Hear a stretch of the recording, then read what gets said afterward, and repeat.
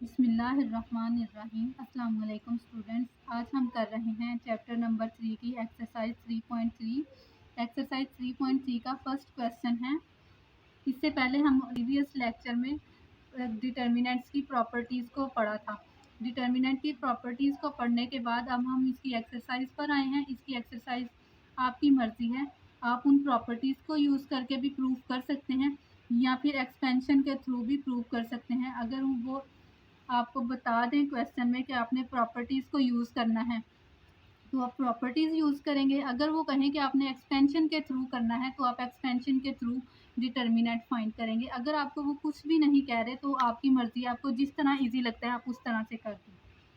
Question number 1 है, evaluate the following determinants. अब उन्होंने हमें नहीं बताया कि आपने प्रॉपर्टीज़ के थ्रू इनको इवेल्युएट करना है या फिर एक्सपेंशन के थ्रू इवेल्युएट करना है। आपकी मर्ज़ी है। अगर आपको प्रॉपर्टीज़ को अप्लाई करना इजी लग रहा है तो आप प्रॉपर्टीज़ के थ्रू करें, अदरवाइज़ एक्सपेंशन के थ्रू करें। यहाँ पे हम एक्सपेंशन करेंगे इन क्वेश्चंस में। मोस्टली स्टूडेंट्स को एक्सपेंशन करना इजी लगता है क्योंकि प्रॉपर्टीज़ के लिए आपको बहुत ज़्यादा समझने और सीखने की ज़रूरत पड़ती है। क्वेश्चन नंबर 1 करेंगे। नाउ हम इसको एक्सपेंशन के थ्रू इवेलुएट करेंगे। एक्सपेंशन हम किस तरह से करते हैं? एक्सपेंड आपकी मर्ज़ी, आप जैसे भी करना चाहें, आप फर्स्ट रो से करें, थर्ड रो से करें, सेकंड से करें, कॉलम वाइज करें, जिस तरह से मर्ज़ी करें। मैं यहाँ फर्स्ट रो से एक्सपेंड करूँगी। Expand by R1। एक्सपेंशन का मेथड आपको आता होगा, अगर नहीं आता तो मैं फिर भी आपको बता देती हूँ। अगर आपने R1 के थ्रू एक्सपेंड करना है, हम R1 के थ्रू एक्सपेंड करेंगे। एक्सपेंड किस तरह से करना है? फर्स्ट एंट्री ऐसे ही लिखेंगे। आप फर्स्ट एंट्री लिख रहे हैं ना, तो इन दोनों को आपने इस तरह से छुपा लेना है और उसके बाद जो बचते हैं उनको लिखना है। इन दोनों मतलब के जिस एंट्री जो आप नंबर लिख रहे हैं उसकी रो और उसका कॉलम, इन दोनों को इग्नोर करने के बाद बाकी के जो नंबर्स बचते हैं वो आपने लिखने हैं। -1, -3, 1, 2। आप बता चुके हैं कि आप R1 के थ्रू एक्सपेंड करते हैं, इसलिए हम सिर्फ इस रो को यूज़ करेंगे। इसके बाद सेकंड वाली एंट्री है -2। जब आपने सेकंड एंट्री लिखनी है तो माइनस फार्मूले वाला और उसके बाद -2, ये पूरा नंबर, और अब आपने इस तरह से इनको छुपाना है। इसके बाद जो आपके पास वैल्यूज़ बचती हैं, जो एंट्रीज बचती हैं, उनको लिखना है। कौन कौन सी बची थी इस तरह से? 3, -2, -3 और 2। 3, -2, -3, 2। इसके बाद R1 की थर्ड वाली एंट्री है। वैसे तो इस यहाँ पे प्लस आता है, लेकिन माइनस के साथ 4 के साथ माइनस है, इस वजह से हम इस तरह से लिखें। इसके बाद आपने थर्ड एंट्री की रो को और थर्ड एंट्री के कॉलम को छुपाना है इस तरह से। बाकी के जो वैल्यूज़ रह जाएंगी, जो एंट्रीज रह जाएंगी, वो आपने लिखनी है। वो कौन कौन सी हैं? 3, 2, -1 और 1। 3, 2, -1 और 1। अब हम इसको सोल्व करेंगे। अब आप देखें तो ये आपके पास 2/2 का डिटर्मिनेंट बन गया है। 3/3 के डिटर्मिनेंट को सोल्व करना हमारे लिए मुश्किल था। हमने क्या किया, कोई एक रो को सिलेक्ट कर लिया, किसी भी एक रो को, आपको जिस रो से एक्सपेंड करना इजी लग रहा है। आप जैसे जैसे फर्दर एक्सपेंशंस करते जाएंगे आपको फील होता जाएगा कि आपके पास, आपको ये पता चलना शुरू हो जाएगा कि आपने किस तरह से रो को लेना है या फिर कौन से कॉलम को लेना है। अब हम इसको सोल्व करेंगे। 5 एज इट इज़ बाहर मल्टीप्लाई हो रहा है। 2/2 का डिटर्मिनेंट हम किस तरह से लेते थे? डायगनल एंट्रीज को मल्टीप्लाई करना है, दरमियान में माइनस, और फिर नॉन डायगनल एंट्रीज को मल्टीप्लाई करना है।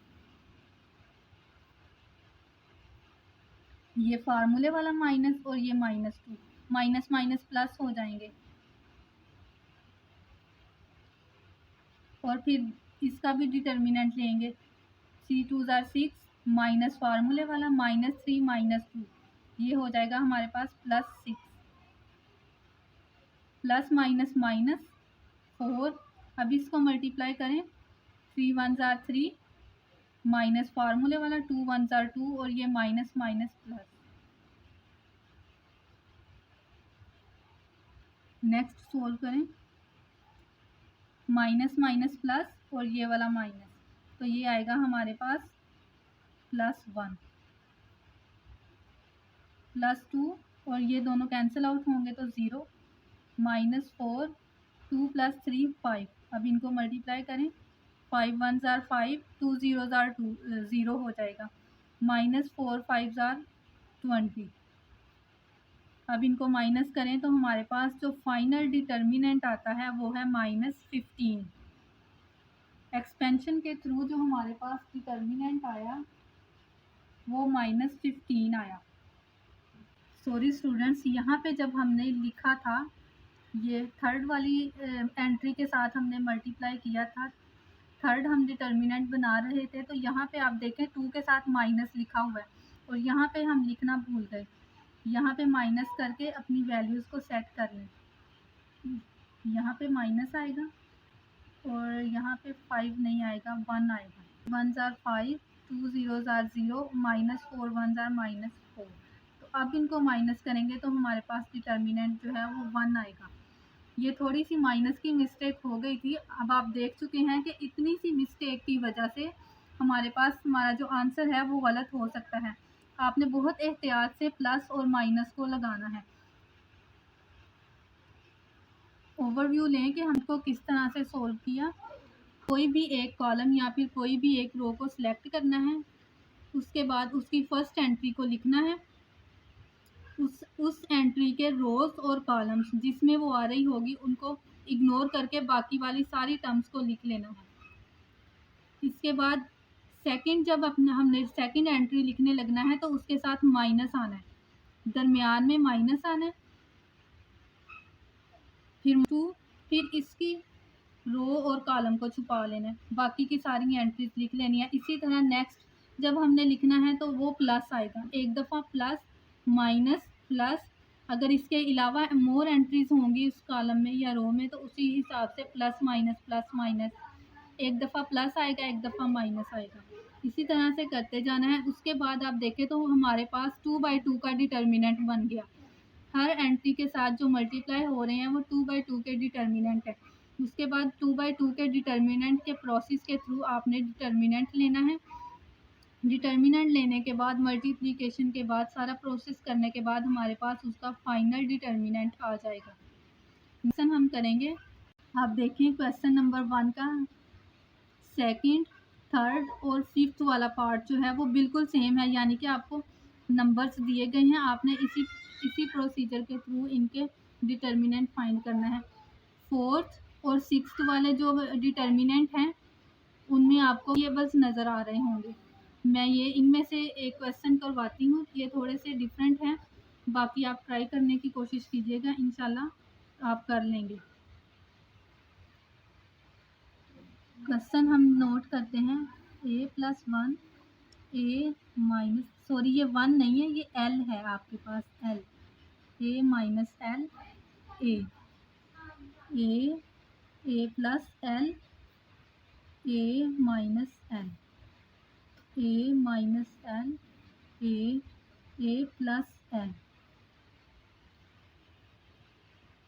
पहले जो हमने क्वेश्चन किया वो मैंने R1 के थ्रू आपको एक्सपेंड करके दिखाया, यानी मैंने आपको रो के थ्रू एक्सपेंड करना सिखाया। अब मैं कॉलम के थ्रू एक्सपेंड करूँगी ताकि आपके दोनों कॉन्सेप्ट जो हैं वो क्लियर हो जाएं। एक्सपेंड करेंगे बाय C1, एक्सपेंड C1 कौन सा कॉलम है हमारे पास, ये वाला जी। इस कॉलम की फर्स्ट एंट्री कौन सी है, ये वाली, a प्लस l। इस कॉलम की वाली एंट्री में जो कॉलम और जो रो आ रहे हैं वो आपने छुपा लेने हैं, ये वाले दोनों। इसके बाद जो रिमेनिंग एंट्रीज हैं वो आपने लिखनी है। इस तरह से डिटर्मिनेंट का साइन लगाना है, a plus l a minus l a plus n. अब आप देखें कि इन दोनों कॉलम्स और रोज़ को छुपाने के बाद हमारे पास जो एंट्रीज बची थी वही हमने यहाँ पे लिखी हैं। अब इस कॉलम की सेकंड वाली एंट्री जब हमने लिखनी है तो दरमियान में माइनस आता है। पहली हमने लिखी फर्स्ट लिखी जब तो प्लस लगाया था, अब हम सेकंड वाली लिखेंगे तो फिर माइनस लगाएंगे। माइनस सेकंड एंट्री क्या है, ए। अब हमने ए वाली रो को और ए वाले कॉलम को छुपाना है, यानी कि दरमियान वाली एंट्री है ना C1 की, दरमियान वाली रो को और फर्स्ट वाले कॉलम को। इस तरह से इसके बाद जो हमारे पास रिमेनिंग एंट्रीज बचती हैं वो एक ये वाली रो है और एक ये वाली रो है। इन दोनों रोज को लिखेंगे ए minus l, a plus L. अब हमारे पास थर्ड वाली एंट्री C1 की थर्ड वाली एंट्री है ए माइनस एल। पहली टर्म के साथ प्लस, सेकंड के साथ माइनस, फिर थर्ड के साथ प्लस आएगा ए माइनस एल। ए माइनस एल का कॉलम और ए माइनस एल की रो को इग्नोर करके ये वाली दोनों रोज लिखनी है आपने, a minus l, a plus l and a minus l. Determinant 2/2 की फॉर्म में कन्वर्ट कर चुके हैं। अब हम इसको सोल्व करेंगे। A plus l as it is बाहर लिखेंगे, पहले डिटर्मिनेंट को मल्टीप्लाई करेंगे। ए प्लस एल दोनों होल स्क्वायर बन जाएंगे जब हम मल्टीप्लाई करेंगे। दरमियान में माइनस आता है, माइनस ए माइनस एल से मल्टीप्लाई होगा, a minus l minus a minus l, a plus l. ये हमारे पास फार्मूला बन गया कि जब a plus b multiplied by a minus b हो तो वो a square minus b square बनता है। इसी तरह हम इन दोनों को लिख लेंगे, ए माइनस एल मल्टीप्लाई ए प्लस एल, तो ये बनेगा हमारे पास ए स्क्वायर माइनस एल स्क्वायर। फार्मूले वाला माइनस ए स्क्वायर, ए से मल्टीप्लाई होगा तो ए स्क्वायर, प्लस अब थर्ड वाली टर्म की बारी आती है, ए माइनस एल, ए माइनस एल दोनों होल स्क्वायर बनेंगे, दोनों टर्म्स सेम है, माइनस फार्मूले वाला ए प्लस एल ए से मल्टीप्लाई होगा तो ये बनेगा a into a plus l. Further इसकी सिंप्लीफिकेशन करेंगे, a plus l as it is, bracket के अंदर वाली टर्म्स को मल्टीप्लाई करेंगे। ए प्लस एल बना था हमारे पास, इसका ए प्लस एल का होल स्क्वायर बना था हमारे पास, इसका फार्मूला ओपन करेंगे ए प्लस एल का होल स्क्वायर का, a square plus l square plus 2AL minus a, जब ए से मल्टीप्लाई होगा तो a square, minus a minus l से मल्टीप्लाई होगा तो plus AL। Now second term की बारी आती है, minus a square minus a square दोनों कैंसिल आउट हो जाएंगे तो हमारे पास माइनस एल स्क्वायर बचेगा सिर्फ।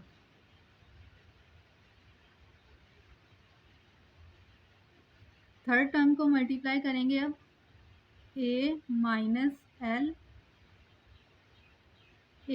एल का होल स्क्वायर ओपन करेंगे, a square plus l square minus 2AL, minus a जब अंदर मल्टीप्लाई होगा minus a square minus AL। ये हमने मल्टीप्लिकेशन कर ली, तो फर्दर सिंप्लीफाई करेंगे, AL एज इट इज़ लिखेंगे, पहले ब्रैकेट वाली टर्म्स को सोल्व कर लेंगे, a square minus a square से कैंसिल आउट हो गया, l square as it is, 2AL plus AL, इन दोनों को जब ऐड करेंगे तो ये बनेगा 3AL, minus minus plus AL square plus a minus l as it is लिखा रहेगा, a square minus a square cancel out हो गए, l square as it is minus 2al minus al, तो ये बनेगा माइनस 3al। नेक्स्ट इसका step करेंगे, a plus l को एल स्क्वायर प्लस 3al से मल्टीप्लाई करेंगे। ए जब एल से मल्टीप्लाई होगा तो ए एल स्क्वायर, मल्टीप्लाई करते हुए आपने बहुत एहतियात से काम लेना है, ज़रा से नंबर्स इधर उधर हुए तो आपकी सारी मल्टीप्लिकेशन रोंग हो जाएगी। ए को एल स्क्वायर से मल्टीप्लाई किया, ए एल स्क्वायर, अब एल को एल से मल्टीप्लाई करेंगे plus l square, L cube आएगा। अब ए को इस टर्म से मल्टीप्लाई करना है प्लस 3a² एल, अब एल को मल्टीप्लाई करेंगे 3al² प्लस al स्क्वायर। अब ये वाली दोनों टर्म्स मल्टीप्लाई होंगे, अब ये वाली दोनों ब्रैकेट्स को मल्टीप्लाई करना है, ए एल से मल्टीप्लाई होगा plus al square minus L square से मल्टीप्लाई होगा माइनस एल क्यूब। ए जो है माइनस 3al से मल्टीप्लाई होगा तो आएगा minus 3a² L minus l minus 3al से मल्टीप्लाई होगा प्लस 3al स्क्वायर। अब हमने देखें सारी टर्म्स को मल्टीप्लाई करके ओपन कर लिया, अब जो कैंसिल होंगे उनको कैंसिल आउट करेंगे, बाकियों को एवेलुएट करेंगे और उसके बाद क्वेश्चन कंप्लीट हो जाएगा। al स्क्वायर किसी टर्म से मल्टीप्लाई होगा नहीं, ये दोनों टर्म्स al स्क्वायर और ये al स्क्वायर और एक ये l स्क्वायर, ये हमारे पास होंगे 3al स्क्वायर और एक ये है हमारे पास 3al स्क्वायर, ये 6al स्क्वायर हो जाएंगे plus 3al square 9al square हमारे पास आ गए, 9al square, L cube plus L cube minus L cube cancel out हो गए, plus 3a² L minus 3a² L, ये दोनों भी कैंसिल आउट हो गए। इसका मतलब जो हमारे पास इस पूरे डिटर्मिनेंट का आंसर आया वो हो गया 9al स्क्वायर। एक्सपेंशन के थ्रू इसका डिटर्मिनेंट फाइंड किया, C1 के थ्रू एक्सपेंड किया और उसका डिटर्मिनेंट आया हमारे पास 9al स्क्वायर। स्टूडेंट्स अब आपको कंप्लीट पता चल गया होगा, आपको प्रॉपर पता चल गया होगा कि हमने रो के थ्रू किस तरह से एक्सपेंड करना है और कॉलम्स के थ्रू किस तरह से एक्सपेंड करना है। दोनों मेथड एक्सपेंशन के बिल्कुल सेम है, जस्ट आपने रोज़ और कॉलम्स को चेंज करना है। अगर आप कॉलम के थ्रू एक्सपेंड नहीं करना चाहते, रो के थ्रू एक्सपेंड करना चाहते हैं तो आपका फिर भी यही आंसर आएगा सेम। आप देख लीजिएगा, अगर मैंने करते हुए कहीं पे कोई मल्टीप्लिकेशन की या फिर साइन की मिस्टेक कर दी हो तो आप उसे ठीक कर लीजिएगा, अदरवाइज़ तो मेथड है वो बिल्कुल सेम है, इसी मेथड से आपने एक्सपेंड करना है। क्वेश्चन नंबर का 1 और 4th वाला पार्ट आपको मैंने करवाया है, बाकी सारे क्वेश्चन जो हैं वो सेम होंगे, इसी मेथड के थ्रू होंगे। आप करने की कोशिश कीजिएगा। अगर आपको कहीं से किसी भी पॉइंट की समझ नहीं आ रही या एक्सपेंशन की समझ नहीं आ रही तो आप पूछ लीजिएगा, मैं आपको दोबारा से करवा दूँगी या फिर आपको बता दूँगी।